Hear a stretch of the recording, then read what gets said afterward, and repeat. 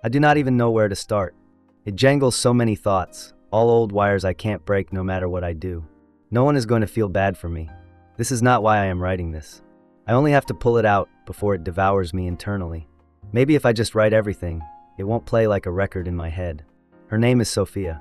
She's all I ever need, or at least she was. We're both teenagers, taking it day by day. Life is funny, like you think you're finally on the right side of the wall, and then you pull it out from underneath your feet. That's kind of how I am feeling today. Sophia hasn't had it all her own way. Her father, Victor, wasn't a nice guy. That was apparent to me the first time I ever saw him. His language, the way he treated her like a nuisance, it was bloody hell. But you don't say a word, right? Because that is her family. It's not your place, you say to yourself. But I didn't like that guy, and I'm not ashamed to say it now. 2 months ago, Victor did what I believe he had planned for a long time. He left. No calls, no excuses, not even a letter. Just gone. He just disappeared from the face of the earth. Sophia would be happy, I hoped, but no. It broke her. He was still her father despite how much she disapproved of him.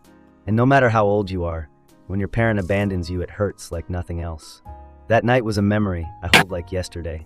She phoned me at 1 a.m., sobbing like she'd been weeping for hours. "He is gone," she said. Just like that. No context, no explanation. She told me he'd died.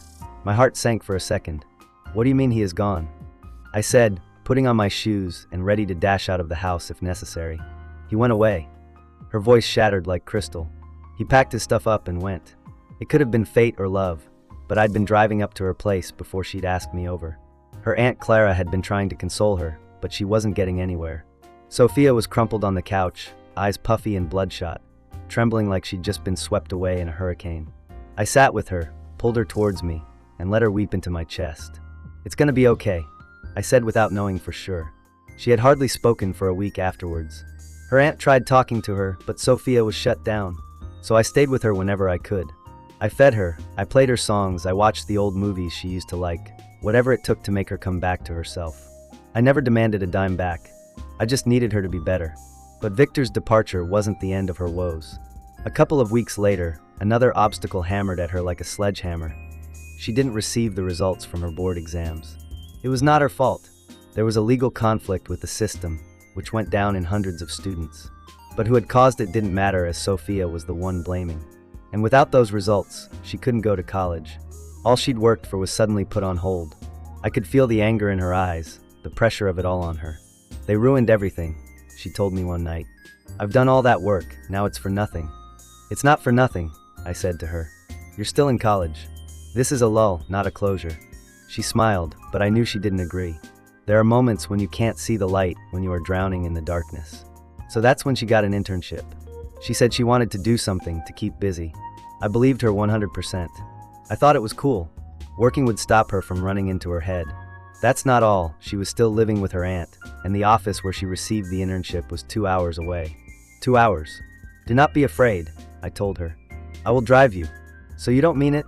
she said, her eyes darting to say she didn't like me. "Of course," I said, smiling. "You think I'm going to let you take the bus for 4 hours a day?" For the past week, I woke up at 5:30 a.m. to take her to work. It was 2 hours, then I traveled home, another 1.5 hours. I did it again in the evening, collecting her from work. I did not complain. Not once. This is love, I told myself. I'd stand in the car park, sometimes, and watch her enter the building. She'd always look back at me before she came in, and I'd wave at her like a coward. I know it's trite now, but those times were my favorites. It felt like I was onto something, onto her. That week, her aunt had been able to get a smaller flat near the office, so she didn't have to go there so far. I helped them find it. I even moved her stuff around with them. And I did it because I knew that Sophia would be much more comfortable with that. That is all I've ever hoped to do, help her out a little. It did not end there. Sophia wanted a new phone for her internship, because hers was breaking. So, I bought her one.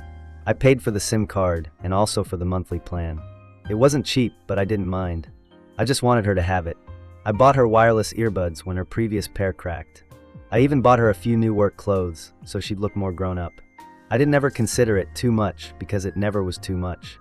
And then 3 weeks ago, things started to change. At first, I missed it. I think you're blind to the things you don't want to see because of love. She said that she'd had a new guy come into her office. His name was Leon. She called him annoying. She giggled at him because he was talking too much, too intently trying to be funny. I laughed with her. "Clownish," I said. Clowns, though, err on the funny side, do they? The text started slowing down. The good morning cards she'd left every day stopped coming. I'd send her a text, and she'd reply hours later with something like busy or talk later. I assumed she just had work stress. It happens, right? People get busy. Don't overthink it, I said to myself. But it kept happening. We used to come together at lunch to chat or walk or just sit in the park. These days she would mention that she was going out with a friend at night. What friend? I half-joked to her one day. Just a friend. She waved her arm and waved away. You do not know him. That ought to have put a yellow flag on it, right? But I trusted her. I told myself that was okay. You can have friends. I had friends too. But something about the way she said it stuck with me. Not what she said, not how she spoke. Too casual. Too quick. Like she had practiced it. Then today happened. So I had to treat her like I used to at work. I stood in front of her office, against my car, checking my phone. When she saw me, her eyes grew, and not happily. What are you doing? She said, almost irritated. I thought I'd surprise you. I smirked like a shithead. She turned her head, and that was my first guess. She was not alone. Leon was just behind her, his hands in his pockets, gazing at me like I was the anomaly. Now I will quit here. My heart is already racing just thinking about it. The rest of the tale I'll come to next, but trust me, it's only getting worse from here on out. I was there at my car, my hands in my pockets, and looking at them like I had stepped into the wrong film. It was me, Sophia, and Leon, an idyllic little triangle of insincere silence. But it wasn't just bumbling. It felt heavy, like suddenly the air was heavier. What are you doing here? And she asked again, more forcefully this time. Her eyes flitted between Leon and me as if she didn't want me to see him. But I noticed. How could I not? He was right there, a few steps behind her. He kept quiet, glancing, hands in his coat pockets, leaning back on his heels like this wasn't a big deal. Let me fuck you, I said with an awkward smile. My face was a relic. Has been a long time since we met up after work, so I thought I would pop by. She gritted her teeth in a line, and I knew she was thinking, premeditating perhaps. She sighed and shrugged. Well, I have plans with a friend, she said. She glanced for 30 seconds to Leon, then at me. Next time, okay? I nodded involuntarily, like I was figuring out what she had just said. Plans with a friend. It was the same verse she'd been spooning me for weeks. But then I saw this friend face to face, and it was totally different. Okay, I said a bit quieter. A friend. I should have left it there. Had to take my car and go drive off. But something in me couldn't abandon it. Call it bravado, call it intuition, call it what you will, but I could not turn my back. Not like that. Would you meet this friend of yours? I said, bending my head to Leon. Since we are all here. Her whole body went stiff. I swear I could hear her jaw lock open for a second, and then smile. It was a fake one. I knew it. I'd seen her authentic smile too many times to not notice the difference. This is Leon, she said suddenly, as if she was overcoming it. We work together. Leon nodded and stared, trying to puzzle me out. Hey man, he said. His voice was too friendly, too smooth. I hated it instantly. Hi there, I said and looked at him. I did not blink. He did not either. It was one of those silent standoffs only men know. No one ever tells you, but both of you know what's going on. Solo, let's go. Sophia took Leon's arm and pulled him to the street. I will call you after, okay? I did not answer. I did not even move. I just watched them leave. She never returned. Not once. I did that for another 10 minutes, maybe more. I do not know why. There was a part of me that wanted to think it was just a dream, that I was just insecure, a hypocrite, whatever. But the more I stood there, the more it took in. She had never pulled me out of a conversation like that. Never. I pulled into my car, pushing hard on the steering, till my knuckles turned white. I sat there for another 10 minutes, and I got the engine going. I should have driven home. I know I should have, but I did not. I stayed. I drove the car around the block, where I could still see the office door. I know, it is absurd. Don't do it, I said to myself. You will just hurt yourself. But I stayed anyway. I saw them return 30 minutes later. Not just Sophia, both of them, together, and they entered the building again. It is one of those offices in buildings, so maybe she needed to get something. But why did Leon go with her? And that's when my heart began beating, not the kind after a workout, but the kind when you know something's wrong. It was that sick thing in your chest that you can't breathe. I was there, holding the steering wheel, staring at the front door like it was the most important thing in the world. They never emerged again for more than an hour. And I was talking to myself the whole time. They're probably finishing up work, I said to myself. Maybe she forgot something, and maybe she's helping him with something. but none of those justifications made sense. I knew it. I had it, and I didn't want to admit it. I was too stubborn, too in love, too stupid. And then, the minute they came back, something snapped in me. I don't know what I wanted to see. Maybe I was hoping she'd come out and have her purse strapped to her shoulder and check her phone. She was worn down after the day. But I did not see that. They came out, laughing about something. She nudged him with her fanny, and he nudged her back. I had a bit of a clench in my jaw like I'd snapped a tooth. So busy were they, in fact, that they had never spotted me sitting there, parked just down the road. Then I saw it. She had fallen a bit of a jacket from her shoulder. Not much, just enough to see it. Mark on her neck, below her collarbone. A red mark. Small but clear as day. A hickey. It was as if I had had my heart ripped from my chest. My entire body felt like I'd been hit with a bucket of ice water. It was like everything stopped. Everything, all the traffic, everything stopped. She and I, and that tattoo on her neck. I stood there looking at it, no movement, no breathing, just standing there. She did not notice me. Neither of them did. They sped up the street laughing as hard as dirt could get them. I needed to leave the car. I wanted to run after them, grab her by the arm, and go, "What the fuck is this?" But I just stayed where I was. Why? I do not know. Maybe I was too shocked. Maybe I didn't want to believe it. Or maybe I figured that, whatever she said, I would never be able to unsee that scar. I watched them walk until they were gone. I was in that car until it was dark. I did not cry. I did not scream. I just sat there, staring at the place where I last saw them. I was numb when I drove home, as if my body had gone into autopilot mode. I drove up, in and spent hours lying on my bed, gazing at the wall. I wouldn't break out of my phone until it chirped. It was a letter from Sophia. Hey, I couldn't speak in the beginning. Busy day at work. I will call you tomorrow. I had to stare at the text for a while. I wrote, deleted, wrote, deleted. I could say so much, so many things. But after I started asking, there was no turning back. So I just replied, okay. It was short, cold, and it hurt. But I didn't stop there. I slept that night. I looked at the ceiling and played it back. The look on her face when she saw me, the way she took Leon away, the scar down her neck. It all made sense now. Too clear. I did not cry. Not then. But I had something rupture in me. Not like a snap. Not so much like a crack in the wall that you can't detect before too long. I wish I could say that was it. I wish I could say I quit, learned my lesson, and didn't return. And that's not what happened. Not even close. But it's not done yet. The next morning I woke up with the same stomping sensation in my chest. My heart had been shattered and filled with cinders. I didn't sleep at all, only turned all night with her face in my head. Not just her face, that scar. That shit red scratch on her neck that I couldn't see through. It had been like a scar on my head. I checked my phone. No new messages. I sat there for a minute looking at the screen, hoping it would flash up like she was going to text me. Maybe she'd say something to make sense of all of this. But nothing. Just silence. I wanted to text her. So I just thought, who is he? For how long have you been doing this?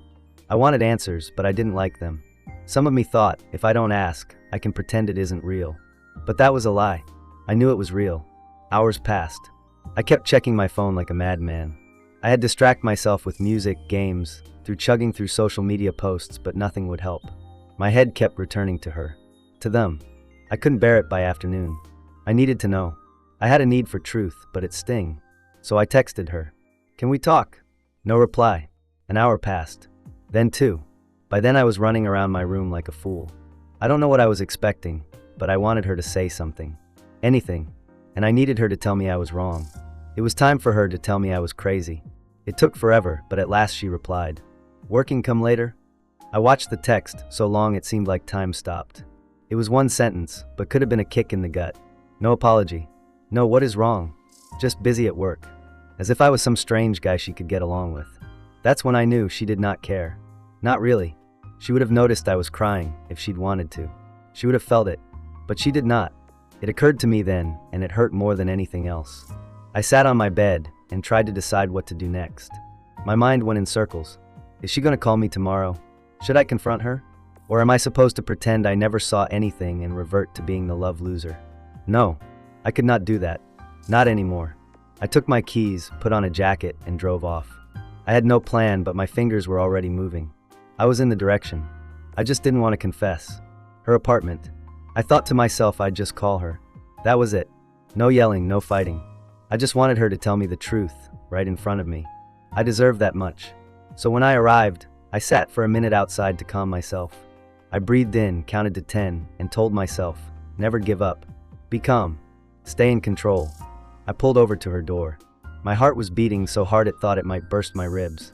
My hands were swollen, and I almost stood up. But I did not. I knocked on the door, cold but not furious. 3 knocks. Boom. Boom. Boom. I heard footsteps inside. My heart jumped. I knew it was her. I heard her footsteps like I heard my own heartbeat. But when the door swung open, it wasn't her. It was him. Leon. He just stood there, and he stared at me like he was as shocked to see me as I was to see him. He was in a simple gray t-shirt and sweatpants. No shoes. Comfortable. Relaxed. Like he had been there all along. I froze. My mind went blank. I did not know what to do. I felt like I'd entered a sleepwalk from which I couldn't escape. Can I help you? Leon said, leaning in the doorframe as if he was there. My eyes moved past him in search of her. I could see the kitchen light on in the back. I could see her phone on the counter charging. She had it because I got her that phone. I knew it just like I knew her. Where's Sophia? I called out, my voice thin and sharp. I didn't want to play games. Leon blinkered, like he was disoriented, and looked over his shoulder.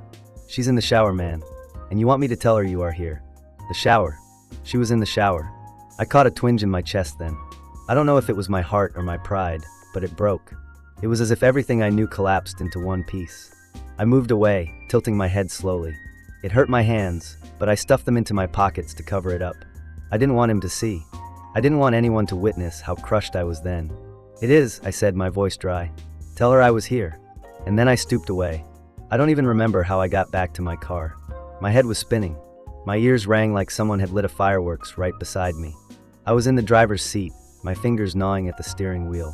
I thought about going back. I was considering running back to that door and asking questions. But for what? I already had the answer. It was in the hallway in sweatpants. I went home with the hushed sound. No music. No podcasts. Just me and my thoughts.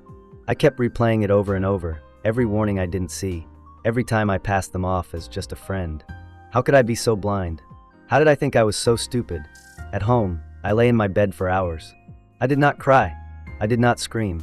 I just sat there, empty, numb, as if I'd been pumped into the ground. Then my phone buzzed. It was Sophia. Hey, I missed you earlier. What did you have in mind? I stared at the screen. My thumb hovered over the keyboard for a while. I could have said anything. I could have confronted her. I could have let out everything. But I did not. I typed 2 words. We're done. I clicked send before I could renounce. Then I disabled my phone and threw it on the bed. I stared at the ceiling, and that was the first time that day I breathed. It was not peace. It was not closure. But it was something. Minutes passed. Then an hour. I hadn't gone to the phone. I knew she would reply. She'd have a word to say, I was sure. Maybe she would apologize. Maybe she would deny it. Maybe she'd ask me to stay. But I would not stay. Not this time. Strange how silent the world is when this happens. You expect it to be loud like thunder or a bomb. But it is not. It is quiet. Too quiet. And then what do I do? And how I'm supposed to let this go? I do know though, I don't want to wait around for other people to give me what I deserve. I gave her everything. She gave me nothing but lies. I am over being someone's choice when they are my thing. I am done.